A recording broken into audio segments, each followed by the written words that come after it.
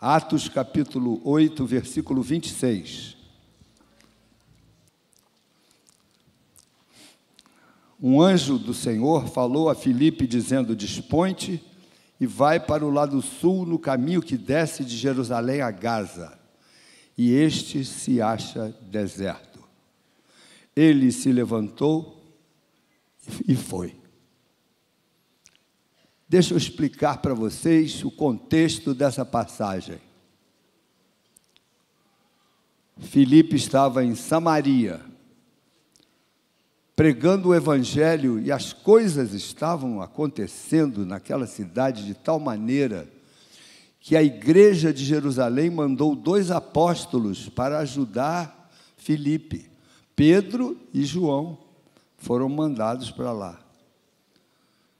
Filipe estava fazendo a obra de Deus de uma maneira tão linda, as pessoas se convertendo, a igreja caminhava no poder do Espírito Santo, a igreja primitiva.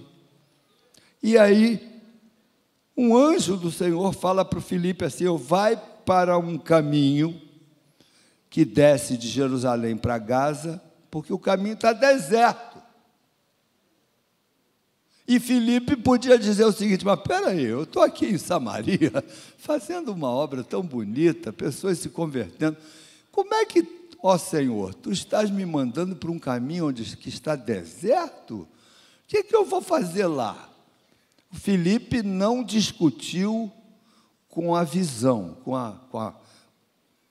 a palavra de Deus para ele, não discutiu, ele não fazia sentido aparente sair de Samaria e ir para o caminho de Gaza. Mas ele foi. Na obra de Deus, muitas vezes as coisas parecem que não têm sentido para nós, à primeira vista. Mas é possível que por trás do estranho esteja a mão de Deus. As coisas que nós não conhecemos, que estão no futuro, que estão por vir.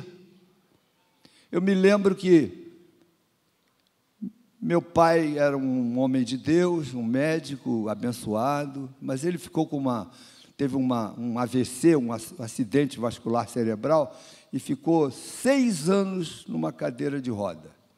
Mas ele orava pelos enfermos, mesmo na cadeira de roda. Que estranho isso, e as pessoas ficavam curadas muito. Papai tinha uma fé que Deus honrava. O papai com aquele bracinho esquecido, o braço direito dele não tinha movimento, mas o esquerdo, ele impunha as mãos sobre as pessoas, orava, as pessoas ficavam curadas e ele continuava na cadeira de roda. Estranho, né? As coisas de Deus não têm muita explicação. Não procure explicações nas coisas de Deus. Algumas coisas Deus faz apesar de nós. Algumas coisas Deus não faz por misericórdia de nós.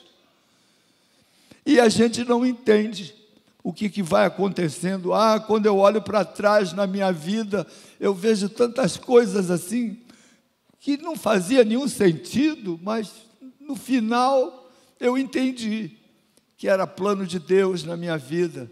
Tantas coisas que nem cabe ficar contando aqui para vocês as coisas que já me aconteceram, de bênçãos, de coisas assim que a gente sente a mão de Deus tomando conta de nós.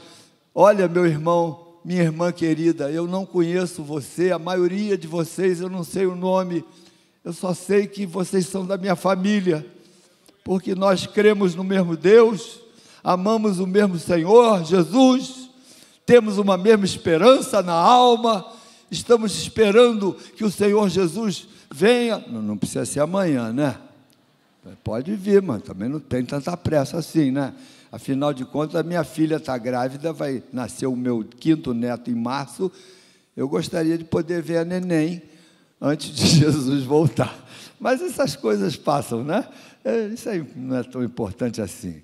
Mas a verdade é que Deus atua de maneira estranha nas nossas vidas. Você estar aqui nessa manhã Você acha que você fez, já é a tua rotina, teu hábito de vir aqui na igreja do Nazareno, domingo de manhã, é a sua igreja, é a sua família. Convidaram um pastor meio maluquinho do Rio de Janeiro para falar para vocês. Olha, Deus usa coisas estranhas para fazer alguma coisa nova na sua vida. Eu não sei como você entrou, mas eu sei que você pode sair daqui abençoado nessa manhã, com o coração cheio de júbilo. Mas vamos continuar aqui a história do Filipe. Ele foi para o caminho de Gaza, e lá estava tudo deserto. E aí, olha o que aconteceu. Estava passando um etíope, criolão, dos fortes, eunuco. Nós nem entendemos direito hoje em dia, porque não existe mais essa profissão de eunuco nos dias de hoje. Naquela época, nos haréns, havia a necessidade de um homem eunuco tomando conta do harém do rei, da rainha. E mudou, a cultura mudou. Não temos mais necessidade de eunuco tomando conta de harém, mas naquela época era o normal da cultura lá dos etíopes. E ele era um alto oficial de Candace, que era a rainha lá dos etíopes. Olha só, um ministro estava passando. Ele vinha de Jerusalém, tinha ido adorar. Veja que coisa interessante. Estava lendo a Bíblia na carruagem dele, não estava entendendo nada, mas estava lendo a Bíblia. E aí o Espírito Santo fala para o Filipe assim: corre e acompanha a carruagem. Coisa mais doida, mandar o Filipe. Imagina vocês, Aguiar Valvassoura, corre e acompanha aquela carruagem. O nosso irmão ia acompanhar por 20 metros, ia pifar. Eu talvez nem 20 metros não corresse do lado da carruagem. Mas você imagina, o Filipe pregando o evangelho em Samaria, um monte de gente se convertendo, e agora está ele lá, correndo atrás de uma carruagem. Que coisa mais estranha. As coisas de Deus são estranhas. Mas o Filipe, correndo do lado da carruagem, vê o eunuco lendo a Bíblia e perguntou assim: você está compreendendo o que você está lendo? Eu estou no versículo 30. Compreendes o que vens lendo? E o eunuco disse o seguinte: como é que eu vou entender se ninguém me explicar? E aí convidou o Filipe para subir na carruagem. Graças a Deus, no último minuto de fôlego do Filipe, o Filipe entra na carruagem, né? Do lado do eunuco, e começou a conversar com ele e ver o que ele estava lendo. E ele estava lendo que foi levado como ovelha para o matadouro, como cordeiro mudo. Jesus Cristo. O eunuco estava lendo um versículo profético sobre Jesus Cristo. E então, Filipe tem a oportunidade de pregar o evangelho para o eunuco. Olha só, gente. E o eunuco se converteu na mensagem do Filipe. E aí passou assim um córrego no deserto. Já é outro milagre. Como é que tem água no deserto? Mas tinha ali um córrego. Então o eunuco chega para o Filipe e diz assim: olha aí, você crê que eu tenho água aqui? Eu podia. O que impede que eu seja batizado? Olha que coisa extraordinária. O eunuco aceitou a Jesus e já queria logo ser batizado. Eu quero dizer para você que conhece a Jesus, que ama a Jesus, que crê em Jesus e ainda não foi batizado, que você devia estar desesperado para se batizar. Se há alguém aqui que ainda não se batizou, mas crê em Jesus, incomode-se. É impossível uma pessoa ficar 2 anos na igreja. Você já foi batizado? Não. Mas por quê? Eu ainda não senti. Que você vai sentir nada. Você tem que obedecer. A Bíblia diz: aquele que crer e for batizado será salvo. Se você ainda não foi batizado e está aqui há mais de 6 meses, você já está no atraso. Tem que ser batizado, meu filho. Mas, pastor, batismo é uma coisa assim, entra na água, isso é tão importante assim. Olha, é obediência à palavra. As coisas de Deus são estranhas. Você pode não estar entendendo na hora, mas o batismo é um ato público, de uma obediência pública, de que você creu no Senhor Jesus, não tem vergonha nenhuma da sua fé, e quer, portanto, professar publicamente que você agora é uma nova criatura. Isso é bonito demais. E se Jesus foi batizado, todos nós temos que obedecer. Eu vim aqui nessa manhã de aniversário da igreja falar para você que crê em Jesus, que você precisa procurar os pastores da igreja urgente e dizer: eu quero me batizar, porque eu quero obedecer à Bíblia, eu quero obedecer à palavra de Deus. Eu sei que Deus vai me abençoar se eu for obediente a Ele. Amém? Amém. Olha, se eu encerrasse a minha palavra aqui, já estava bom, tá bom? Já estava bom. Mas ainda tem coisinha melhor ainda vindo por aí. É porque ele se levantou, pararam a carruagem, batizaram, mandou parar o carro. No versículo 38 de Atos 8, diz assim: mandou parar o carro, ambos desceram a água e Filipe batizou o eunuco. Olha só que coisa linda. Quando saíram da água, o Espírito do Senhor arrebatou a Filipe, não o vendo mais o eunuco. E este foi, seguindo o seu caminho, cheio de júbilo. Olha que coisa linda, gente. O eunuco seguiu o seu caminho, cheio de júbilo. Sabe o que eu aprendo aqui, meus irmãos? É que quem tem um encontro com Jesus e quem obedece a Jesus passa a viver uma vida cheia de júbilo. Jesus não promete para nós salário dobrado, nem que você vai ser empresário, nem que você vai ficar rico, nem que você vai ter automóvel importado, mas Ele promete para a gente que a gente vai viver cheio de júbilo. A nossa vida tem que ser uma vida de júbilo. A gente tem que acordar de manhã com júbilo. Abrir o olho, aleluia, estou vivo, graças a Deus. Pastor Aguiar, depois de uma certa idade, os colegas me disseram assim: Paulo, você de manhã bota o pé para fora da cama, não sentiu nada. Bota o segundo, não sentiu nada. Levantou, não sentiu nada, volta para dormir que você morreu. Tem que sentir alguma coisinha. Depois dos 70, a gente sempre sente alguma coisinha. Ou aqui, ou ali, etc. Conhece-se se a pessoa está ficando velha pelo número de comprimidos que ela toma de manhã. Se você não toma nenhum, você é jovem.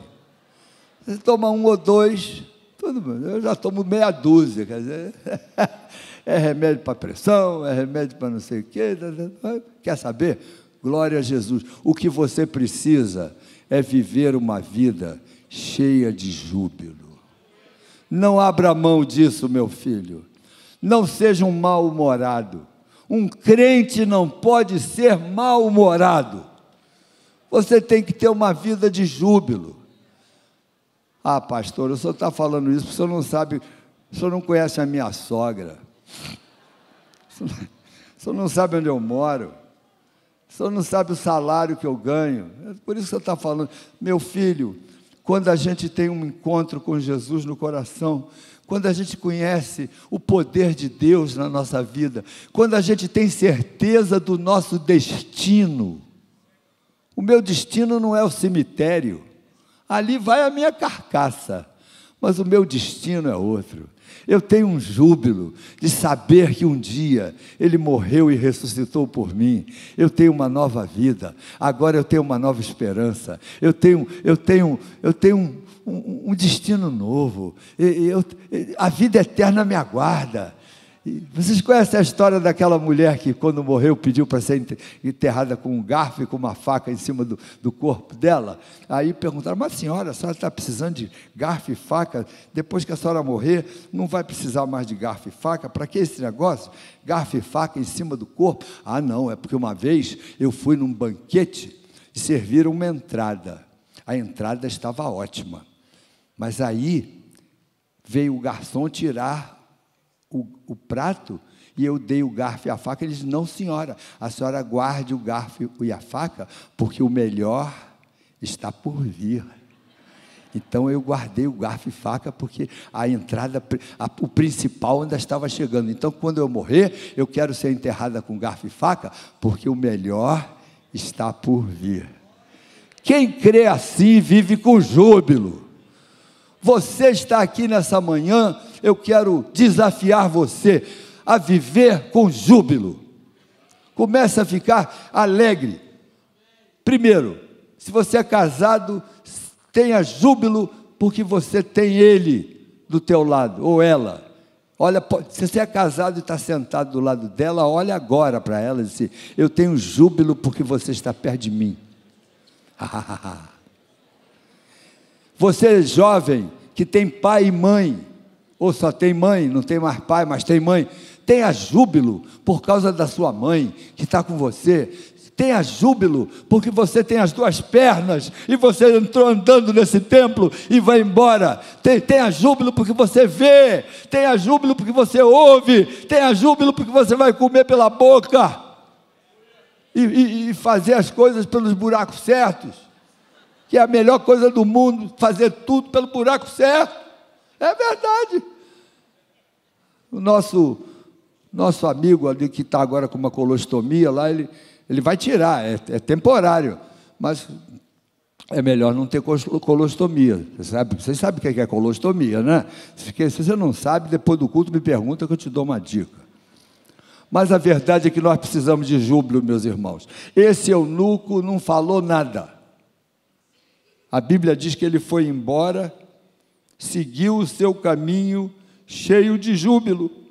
Nunca mais se ouviu falar do eunuco, mas certamente ele voltou para o seu país e foi missionário, levou essa mensagem. Por isso que o Filipe tinha sido convocado para ir para o caminho deserto, por causa do eunuco que ia passar ali. Deus sabe dos detalhes da vida, Deus conhece o seu futuro, Deus sabe por que você está sendo orientado a fazer aquilo que você não imaginava fazer, mas Deus conhece o seu futuro. Você precisa viver com júbilo, não há outro jeito para nós.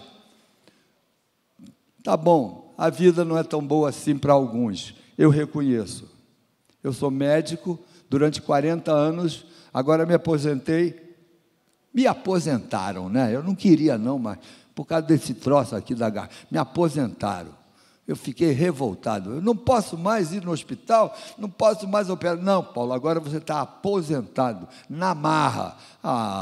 Eu não gostaria de me aposentar ainda não, mas fui para o piano, agora não tenho nada para fazer, estou indo para o piano, compondo, chateando a minha mulher diz: vai fazer qualquer coisa, vai fazer qualquer coisa.